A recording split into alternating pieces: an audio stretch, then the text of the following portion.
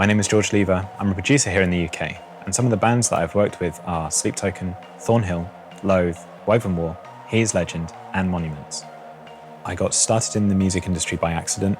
My original job was supposed to be a graphic artist. I started all my education through fine art, photography, all of those lanes, and I fell into recording and being a producer as just like circumstance. I was in a band, a shit band, it's always a shit band.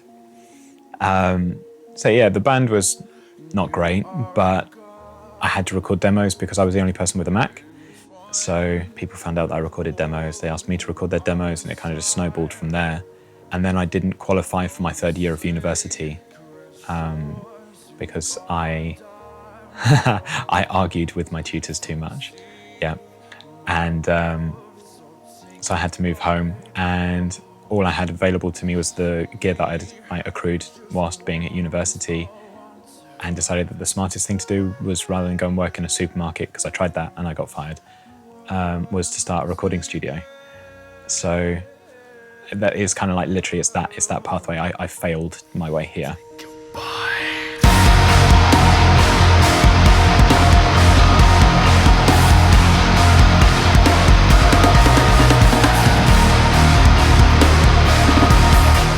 My best experience, the whole process of Sundowning is my favourite memory, the first Sleep Token album.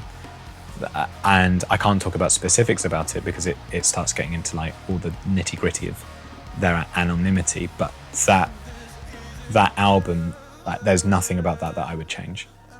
I knew making that record that it would become that record, but I couldn't talk about it with anyone, and I couldn't share it back to the band that I thought that record was going to do what it did for them, because I didn't want to jinx it or anything. But seeing that evolve and that whole process, and having the delayed gratification of knowing, just kind of like gut instinct, inherently knowing that it would do well, and then see it happen and then see them go well beyond that idea now is really cool.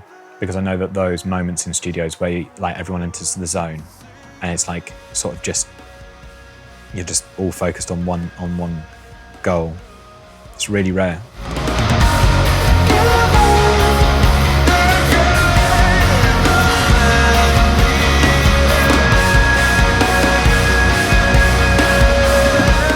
So my favourite thing about mixing, I thought that the job would be quite linear, like get good at a thing, perfect it, and then that's your craft, and you just do that until you stop doing it. But what I kept realising was that the bar for what is good and what people expect constantly shifted throughout, like over the last 10 years, and it's still shifting actually a bit quicker now.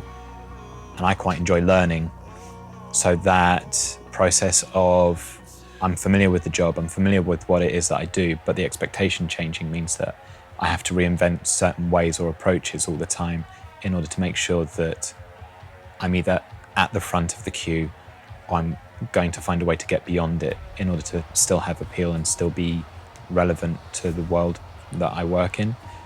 I think that was something that I didn't expect, but that has become like my favourite part of the job now. So the most important aspect of mixing is efficiency, is speed. So when I'm starting a mix, just being able to get my idea of how I'm interpreting the song in my head down to the computer as quickly as possible. I have an amount of patience, but it runs out pretty quickly. And the same thing happens when I songwrite. I just want to get the imagination stage into the computers. The more I can work through things quickly, the better it is. Less thinking, more doing. So anything that benefits that or aids that process is useful for me. In order to stay creative, I'm quite competitive as an individual. Not outwardly competitive, but I'm competitive with either myself, or I'll hear a record that I didn't expect to sound as good as it did, and I'll go and find out who did that, and I'll analyse the things that they do, the processes that they go through, figure out what's happening and reverse engineer it so that I can then go and take those aspects of those pieces of work so that I can then decide if I want to be able to apply them to the work that I'm doing, or if I'm even capable of applying that. So the creative process isn't being aggressively competitive, it's the process of figuring out how to reverse engineer something that I like. That seems to be the thing that I do the most frequently, and learn new creative aspects from the job from, yeah.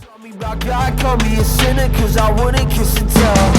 I'm getting dizzy coming down. Can't be forgiven, I wouldn't listen. Gotta pay for what I felt. Feeling coming. So the evolution of mixing gear, so like outboard and plugins, is I think it's quite obvious, I suppose, from where I started.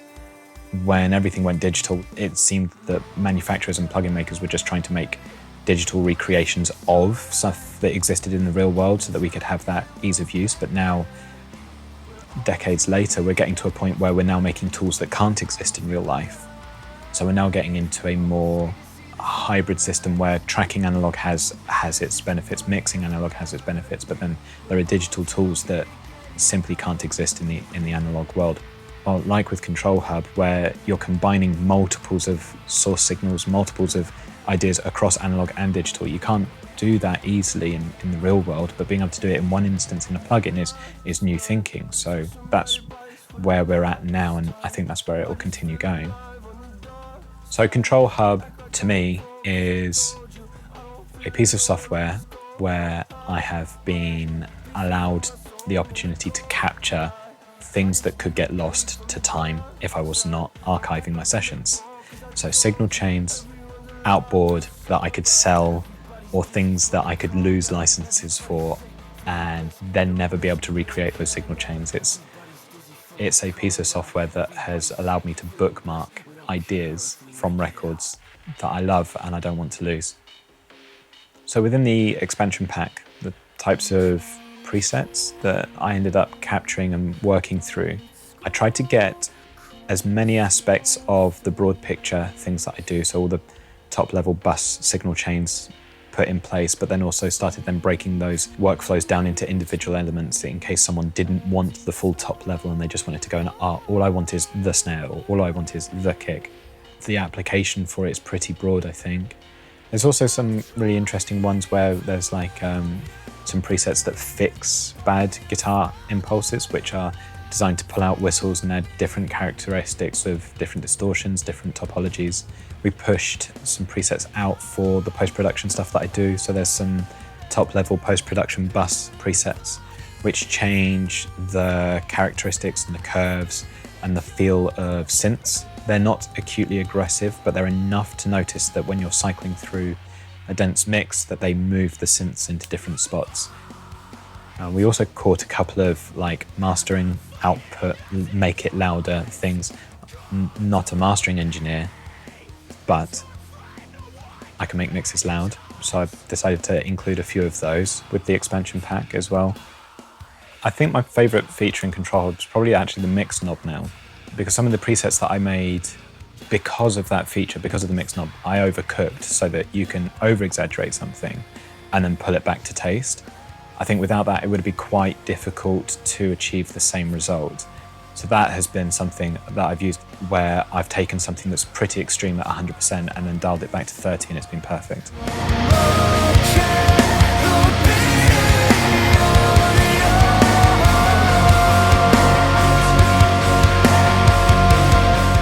So what makes the signal chains that I use unique? They're combinations of bits and pieces that I found that fitted together that either work for single aspects, and I know that they're going to work for that single aspect, or work across multiples because that's how I want them to be designed for. It's quite hard to describe actually. It's either going to be flexible or not inflexible completely, and it's not designed to be flexible. If there's anything unique about it, it'll just be the intent rather than it being, oh, I've never seen that before. It's just going to be like, no, this is just for one job and I only ever need it to do one job. And that's the only time that I'm going to bring it out for that one application. So the unique aspect is that's in Control Hub now, and it means that I can use it multiples of times, whereas in some cases I've only got one piece of outboard to do it. So go-tos that I have are, I always have my SSL compressor on, but that's specifically on the band bus. And I more recently bought a copy of a Neve 33609, and that has been going on like the final output. So those things are constants. Those things I always have. And I think we got pretty close with the plugin, with the expansion pack as well. Being able to bring those into the digital realm has been really useful. It means that when I have to do revisions on the road or I'm not available to be at my studio, I can send that session to Nathan, who works with me, and he doesn't have that outboard. So I can give him the plugin and I can say, just use these presets and you'll be able to crack on without me. But then there's also other aspects of having, I've got a Fatso and an Empirical Labs Fatso.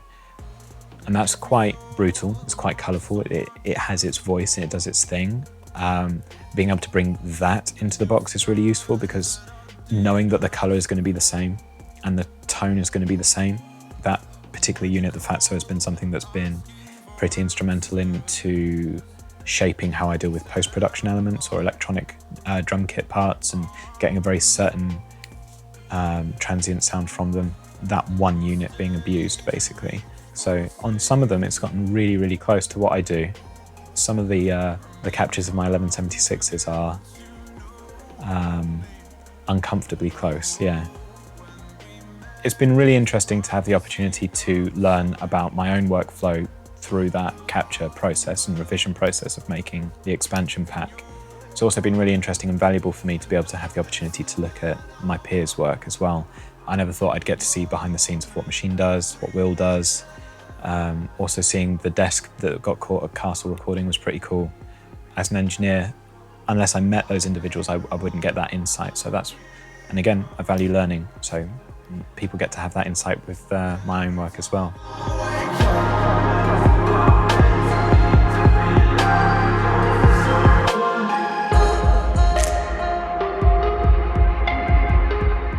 I think people would like my pack because they are presets, they're bookmarks taken directly from the records that I'm known for. They are bodies of work that I love, and they're now caught in this, and they're recallable by anyone. It does the things that I need it to do. I would hope that they would like it, or at least try it, to see if it fills gaps in their library that they have currently. There are things that are very indicative of my thought process that are baked into each one of those presets. So if you like those records, I think it's the thing that you'll enjoy.